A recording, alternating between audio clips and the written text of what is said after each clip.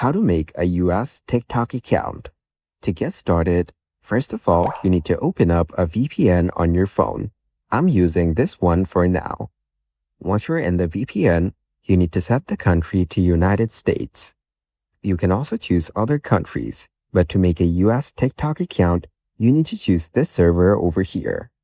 Then, tap on Connect. Skip the ads and hit Allow. Then, on this page, type your iPhone passcode to add this to your VPN configuration. The free version of most VPNs allow ads. As you can see, the server is now set to United States. Now minimize this application and open the TikTok app on your phone. Then, tap on Sign Up with Phone Number. Tap on the search bar to select United States. Here, type in United States and tap on it once you find it. Input your US number over here. And once you're done, tap on Continue and you're good to go. So, by following these steps, you can make a US TikTok account.